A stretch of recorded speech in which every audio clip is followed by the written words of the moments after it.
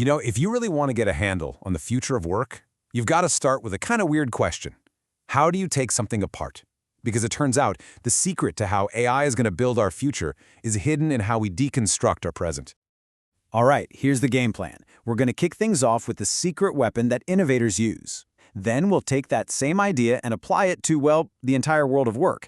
From there, we'll see how it gives us a brand new way to measure what AI can actually do. And that'll lead us to the big one, the rise of AI agents as our new teammates, and the huge question of, are we even ready for that? All right, first up, the innovator's secret weapon. We're going to explore a new way to think. And believe it or not, this isn't some new agey tech bro concept. This idea, the one that really drives true groundbreaking innovation, it's ancient. Yeah, we're talking ancient Greece. Aristotle said something that is just so on point, even today. He basically said, look, you don't truly know something just by looking at it. True understanding, that comes from taking it all apart, breaking it down to its most basic, fundamental truths, the stuff you can't argue with. He called them first principles. And this is such a powerful way to think about, well, thinking. Most of us are what you'd call cooks. We think by analogy. We find a recipe that works, something someone else did, and we follow it, maybe adding a little extra spice. But the real innovators, they're the chefs. They don't need a recipe because they understand the first principles, the chemistry of ingredients, how heat works, what creates flavor. They can create something totally new, right from scratch. A perfect modern example of this is Elon Musk. His framework is super simple, just 3 steps. First, you identify your assumptions and you question everything. Then, you break the problem down to its core fundamental truths. And finally, you build a new solution from the ground up. So with rockets, everyone's assumption was rockets are crazy expensive. Musk said, okay, but why? He deconstructed a rocket. What is it actually made of? Aluminum, titanium, carbon fiber, and he discovered the raw materials cost only about 2% of the final price tag. By deconstructing the problem, he could completely reconstruct the solution. And, well, you know the rest. He totally upended an entire industry. Okay, that's rockets. But now for the big question. What happens when we take that exact same deconstruction playbook and apply it to something way, way more complicated? The entire world of work.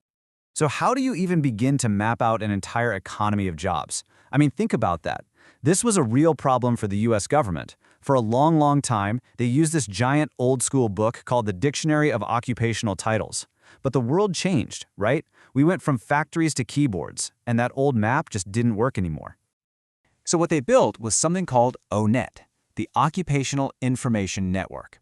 And it's basically a massive digital project to do exactly what we've been talking about, deconstruct every single job.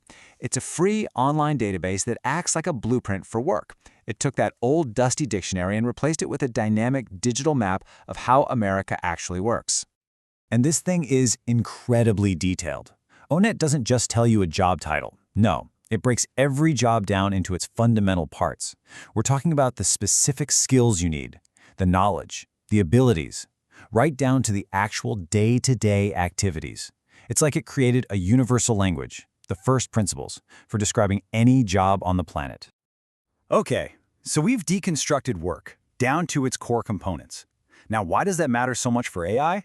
Well, because with this universal blueprint, for the first time ever, we have a proper yardstick. We can now precisely measure how good AI is at doing the actual tasks that make our economy run. And this is where a project from OpenAI called GDPVal comes in. It's brilliant, really. They took that ONET blueprint and built a massive test for AI. It has over 1,300 real-world tasks that were all checked and validated by experts in their fields. These aren't just little puzzles. This is the actual work that lawyers, developers, and financial analysts do every day. The stuff that really drives the economy. So, how's AI doing on this test? Well, the results are, frankly, staggering. Just look at this chart. In a single year, the performance on these critical economic tasks has more than tripled. This isn't a small step forward. We're not talking about gradual improvement anymore. This is a full-blown exponential leap in capability. And what does that leap mean in practical terms?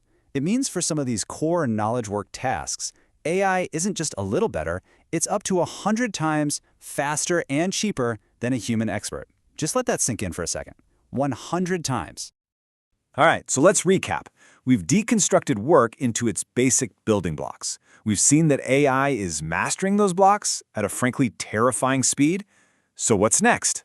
Well, now we get to the reconstruction part, and that's where a whole new category of AI comes in: agentic AI.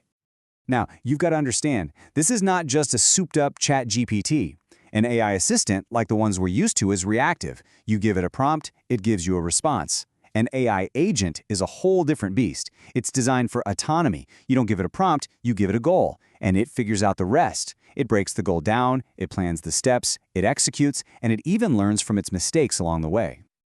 The way they work is through these really complex workflows. You might have a main orchestrator agent that takes a big goal, breaks it into smaller pieces, and then hands those pieces off to other, more specialized agents. They can reason, they can plan, they can use tools like searching the web or accessing a database, all while working within a set of guardrails to keep things safe and on track. So this is a pretty huge shift, right? We're going from AI as a tool that we use to AI as a teammate that we work with. And as you can imagine, that brings up some really big, really human questions. And at the heart of all of it is trust. I mean, that's the key to any good team, isn't it?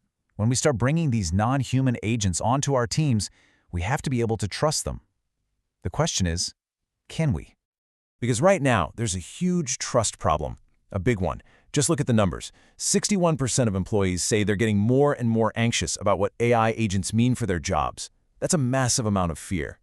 The worry isn't just about collaboration, it's about replacement. But at the exact same time, the potential upside is just astronomical.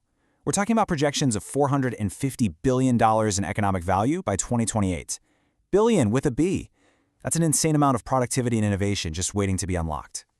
And this is where things get really interesting and kind of paradoxical. The technology's capability is shooting through the roof, right? But look at this. Trust from executives in fully autonomous AI is actually dropping sharply from 43% down to just 22%. It seems like the more people in charge learn about this stuff, the more they're hitting the brakes. So this is the tightrope we're walking. On one side, you have this incredibly powerful technology moving at light speed. And on the other side, there's us. Our trust, our readiness, our actual plans for this future, they're all lagging way, way behind. So how do we fix this? How do we bridge that gap? Well, the experts are pretty clear. This isn't just about plugging in a new piece of software. It's about redesigning how we work from the ground up. It's about totally transforming our workforce and figuring out that perfect balance between letting the agent run and keeping a human in the loop. We need to build solid foundations, both technically and ethically, so that these agents are traceable, explainable, and ultimately deserving of our trust. Which, brings us full circle. We started by talking about deconstruction, taking our jobs, our economy, and breaking them down into their first principles so we can rebuild them with AI. But it seems the final, and maybe the most important question, isn't about the tech at all. As we design these incredible new teammates, how are we going to design ourselves to be their teammates in return?